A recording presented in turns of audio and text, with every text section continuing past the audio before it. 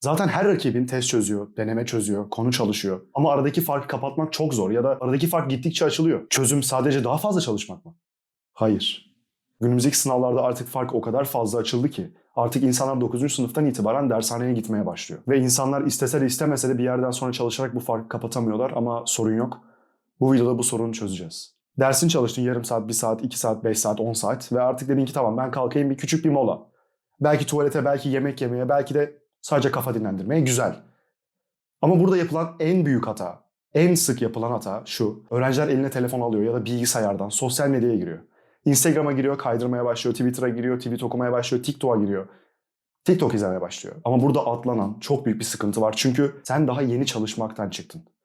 Senin bir anda çalışmayı bırakıp bilgiyle zaten beynini doldurmuşsun. Bir anda eline telefonu alıp geçici hafızana daha fazla ve muhtemelen gereksiz bilgilerle doldurmaya ihtiyacın yok. Bu senin diğer bilgilerinin kalıcılığını azaltır. Diyelim ki sen masadan kalktın, eline bir anda telefonu alıyorsun. Instagram'da milyon, zibilyon tane farklı içeriğe maruz kalıyorsun ve geçici hafızan yavaş yavaş bunlarla da doluyor. Senin beynin bunların hangisi gelecekte daha çok işime yarayacak diye düşünemiyor maalesef. Özellikle hangisi senin duygularını daha çok uyandırdıysa, öfke, mutluluk, sinir, artık hangi duygularını yaşıyorsan, yani beynin daha çok bu tarz duygular yaşanırken sen nasıl olaylara denk geldin, nasıl şeylere maruz kaldın ve neler öğrendin?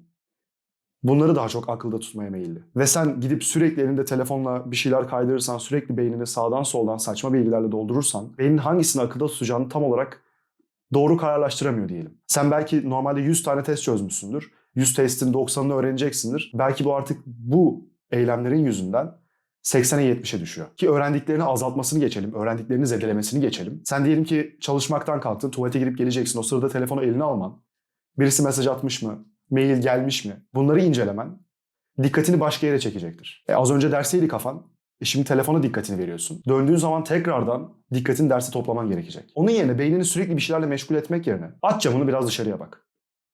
Camın mı yok? Otur tavana bak, bir yere bak. Al bir tane okuma kitabı kurcala. Artık ne seviyorsan. Al topu duvara fırlat tut.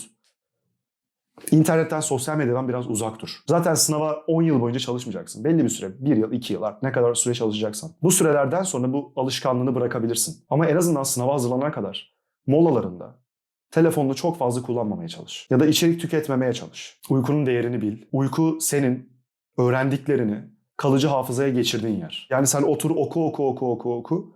Bir hafta uykusuz kal, ondan sonra bir şey öğrendiğini zannedersin. Ama aslında aklında hiçbir şey kalmaz. Çünkü bilgiler senin REM uykunda kalıcı hafızana geçiyor. Ve senin REM uykun asıl uykunun sonlarına doğru daha efektif oluyor. Yani sen mesela 6 saat uyusan 8 saat yerine sen aslında uykunun %25'ini kaybetmiyorsun. Sen uykunun %80'ini kaybediyorsun. %75, %80 oranında bir uyku kaybediyorsun ki bu hiç azımsanacak bir uyku değil. Normalde 6 saat uyumanın çok da sıkıntı olmadığını söyler insanlar ya da 7 saat uyumanın. Sonuçta sınava hazırlanıyorsun. 1-2 saat uykundan kıssan ne olur değil mi? Daha çok çalışmak için.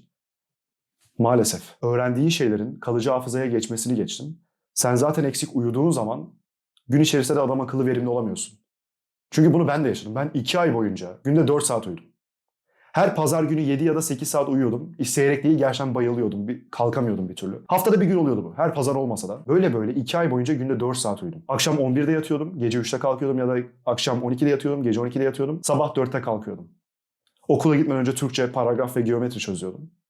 Böyle gidiyordum ama bu o kadar saçma, o kadar efektif olmayan bir yolmuş ki. Tamam güzel. Ben orada bir şeyler çözüyorum, ben orada zamanımı iyi değerlendiriyorum ama günün kalanında öğrendiğim şeyler bana çok da verimli bir geri dönüş olarak geri gelmiyor. Ben belki 1 saat, 2 saat, 3 saat, 5 saat kurtardım diyorum. Ama çalıştığım sürenin belki de yarısı çöpe gidiyordu. O yüzden uykundan ne olursa olsun ödün verme. Daha fazla çalışacağım, konular yetişmiyor. Yetişmesin. En azından şu an öğrendiğin şeyleri ikinci defaya öğrenmek zorunda kalmazsın. Tek seferde öğrenir geçersin. Tekrar sen bunları öğrenmeye çalıştıkça bazı şeyleri sürekli unutacaksın çünkü. Adam akıllı uyku uyumuyorsun ki. Hatırlaman mümkün değil. Hafızana geçmiyor. Sen uykundan kıstıkça bu sefer bir konuyu hatırlamayacaksın, tekrar çalışman gerekecek. Sınava 5 ay kalmışken çalıştın bir konuyu, tamam. 2 ay kala unuttun. Tekrardan bir üstünden geç bakalım. Belki ikinci defa değil, belki üçüncü defa bile çalışman gerekebilir. O yüzden asla uykuyu küçümseme ve bunun yanında da alkol sakın tüketme. 0. 1 bira, 2 bira hiçbir şey yok. Muhtemelen yaşım buna zaten tutmuyor ama insanlar artık günümüzde 18 yaşında beklemiyor alkol tüketimi için ki 18 de olabilirsin. Sınava çalışıp aynı zamanda 18 ve üstünde olan bir sürü insan var. Ki örnek vermek gerekirse ben 12. sınıfta 18 yaşındaydım. Mezun yılında da 19 yaşındaydım. Yani istesem 2 yılda istediğim kadar alkol tüketebilirdim. Şimdi şöyle bir deney yapılıyor. 3 tane deney grubu var. Birinci deney grubu hiçbir şey içmiyor. Bir hafta boyunca hiçbir içki yok ve pazartesi günü, yani diyelim ki pazartesi günü olmuş olsun anlamak için, onlara bazı bilgiler veriliyor. Bu bilgileri öğrenmesi isteniyor. Güzel. O günün akşamında test ettikleri zaman bu bilgilerin %90'ını öğrendikleri gözlemleniyor. Yine güzel bir oran, normal, sağlıklı. İkinci deney grubu pazartesi günleri bilgileri öğreniyorlar ama akşamında alkol tüketiyorlar. Ki tükettikleri alkol de shot bardağında 2-3 bardak vodka. Başka bir şey yok. Hani ne sarhoş oluyorlar ne çakır keyif, hiçbir şey yok. Bir miktar alkol. Üçüncü deney grubundaysa bu insanlar pazartesi günü bir şey öğreniyorlar ve çarşamba günü alkol tüketiyorlar. Yine aynı miktarda 2-3 bardak, shot bardağında vodka. Başka hiçbir şey yok. Sarhoş olmuyorlar, ekstra bir etkileri vesaire yok. Pazartesi günü çalıştılar ve çarşamba günü içki içiyorlar. Bu insanları önümüzdeki pazartesi, bir hafta sonra tekrar teste tabi tuttukları zaman şunu fark ediyorlar. İlk gruptaki insanlar bir bilgi kaybı yaşamamış, hatta bazı bilgileri daha iyi sindirmişler. İkinci gruptaki insanlar, öğrendikleri gün içki içen insanlar, pazartesi günkü bilgilerin %50'sini unutmuşlar. Bu yarı yarıya bir oran. Ama bundan daha kötüsünü söyleyeyim. Çarşamba günü içki içen grup, yani pazartesi günü ders çalışıp salı değil çarşamba günü alkol tüketen insanlar, pazartesi günü çalıştıkları bilginin %40'ını unuttular. %40. Yani sen 100 soru çözdüysen ve 100'ünden de yeni bir şey öğrendiysen 40'ına elveda de. Ama buradaki en büyük sıkıntı %40'ını unutmaları da değil. Eğer pazartesi günü ders çalışmış olan birisi salı günü çarşamba günü de ders çalıştıysa pazartesi günü öğrendiklerinin %40'ını, salı günü öğrendiklerinin %45'ini, çarşamba günü öğrendiklerinin de %50'sini unutacaklar. Yani en azından bu oranlara yakın. Alkol tüketmenin, ki absürt bir miktarda da değil, kaç günlük çalışmaya ne kadar zarar verdiğinin farkında mısın? Çok fazla da içmedi bu insanlar. Ve kaç günleri heba oldu. Bildiğin sen diyorsun işte ben uykumdan kısayım, çalışayım edeyim. Ama bu cuma günü arkadaşlara dışarı çıkıp küçük bir hemen bir iki tane ne olacak yani arada sırada eğlensen de bir şey olmaz. Eğlenme. Bırak sınava çalıştığın zaman da eğlenme. En azından alkolle eğlenme. Çünkü senin o kaybettiğin zaman dönüp dolaşıp karşına çıkacak. Belki sen o pazartesi günü, salı günü bir konuyu çalıştın ya da konunun temellerini attın. Çarşamba, perşembede devamını getirdin. İleride o temeli unutacaksın belki de. Çünkü hafızanda kalmayacak. Alkol uykuya deli dehşet zarar verdiği için oluyor bu. Alkol bildiğin senin uykunu parçalara ayırıyor. Sen gece kalktığını fark etmesen bile aslında çok küçük uyanmalar yaşıyorsun. Çok küçük. Uykun bölünüp duruyor. Ve bu yüzden verimli bir uyku geçiremiyorsun ve REM uykunda paramparçık olduğu için bunun sonucunda da öğrenilmemiş bir sürü bilgi kalıyor ortalıkta. O yüzden alkol tüketme. Yani az tüket falan da diyemiyorsun çünkü tüketilen miktar zaten gerçekten çok az. O yüzden en azından sınava çalıştığın dönem hiçbir şey tüketme. Senin 1 yılından 2 yılından hatta üniversite okuyacaksın kocaman bir hayatından daha değerli değil. Senin beyninde farklı kortikal bölgeler var. Yani sen matematik çalışırken farklı kortikal bölgeler aktif oluyor. Türkçe çalışırken başka kortikal bölgeler. O yüzden şunu fark etmişsindir. Mesela matematik çalıştıktan sonra ya da denemedeyken özellikle TYT denemesine vesaire girdiysen genelde sayısal ve sözeli peşi peşine koyarlar işte. Matematik, Türkçe, sonra Türkçe sözel bir ders, ardından fen koyuyorlar, sonra sosyal. Bunu herkes yapmayabilir ama birçok kişinin işine yarar. Çünkü aslında burada matematik çözerken sen farklı kortikal bölgeleri. Yani mesela diyelim ki matematik A, B ve C'yi aktif etsin. Türkçe'de C, D ve E. Yine ortak kısımları var. Sonuçta okuyorsun, okuduğunu anlaman gerek. O yüzden mesela C'yi ortak alalım. Ama bu sefer matematik çözdün, çok yoruldun. Hemen Türkçe'ye gidip kafanı birazcık toparlayabiliyorsun. Şimdi bunu denemelerde zaten biliyorsun. Bilinçli ya da bilinçsiz olarak bunu yaptın. Ama ders çalışırken de bunu kullanabilirsin. Yani sen matematik çalıştın, of çok yoruldum hadi birazcık kalkıp mola vereyim demene gerek yok. Matematik çalıştın, güzel. Ama şimdi kalkıp Türkçe'de çalışabilirsin. Ya da atıyorum fizik çalıştın, güzel. Biyoloji her ne kadar sayısal bir ders olsa da sonuçta okuduğunu anlama günün sonunda. O yüzden mesela fizik çalışmanın ardından da biyoloji koyabilirsin. Biyolojiden sonra belki kimya koyarsın, daha sayısal bir ders. O yüzden sen masandan kalkmadan, mola vermeden, mola ihtiyacı duymadan saatlerce çalışabilirsin. Odaklandığın sürece. Beyninin böyle bir işlevi var. Senin beynin bunu yapabiliyor. Ki odaklanma demişken çok önemli bir madde ve buradaki en önemli madde olduğunu düşündüğüm madde. Yani alkolü vesaire onlara da geçiyorum. Zaten öğrencilerin %80'i belki alkol kullanmıyordur. %20'si kullanıyordur ya da %70'i kullanmıyordur. En önemli madde meditasyon yapmak. Bak ben bunu sınav senemden sonra fark ettim. Meditasyon yapmanın o zaman değerini bilmiyordum. Meditasyon yapmanın bir şey olduğunu bilmiyordum. Yoga yapan insanların yaptığı bir hareketti. Çok da bir anlamı yoktu benim için. Ama meditasyon yapmak, kanalda da bununla ilgili bir video var. Nasıl yapılacağını anlattığım. Senin odaklanma süreni arttırıyor. Senin okuduğunu daha iyi anlamana yarıyor. Ve senin kalıcı olarak eğer düzenli meditasyon yapan birisiysen stres seviyelerini azaltıyor.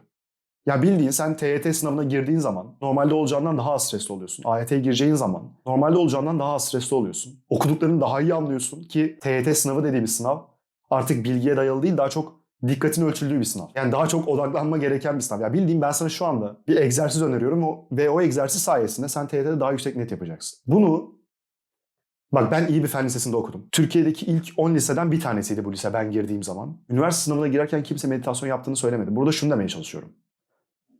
Bu kadar başarılı insanlar bile meditasyonun faydalarının farkında değildi. Yani senin hedefin belki sayısalda ya da eşit ağırlıkta 100.000 yapmak olabilir. Ya da belki de ilk 100'dür hedefin. Binleri geçmişsindir. Günün sonunda benim ilk 100'e giren, ilk 200'e giren arkadaşlarım da var. Hiçbiri meditasyonun varlığından haberdar değildi ya da olsalar da yapmıyorlardı. Ya bunun ne kadar büyük bir avantaj olduğunu fark etmeni istiyorum. Çünkü günün sonunda odaklanmanı artırıp stres seviyelerini düşürebilecek bir hareket. O yüzden meditasyon yapmayı asla unutma. Tek yapman gereken şey derin bir nefes almak. Ve vermek.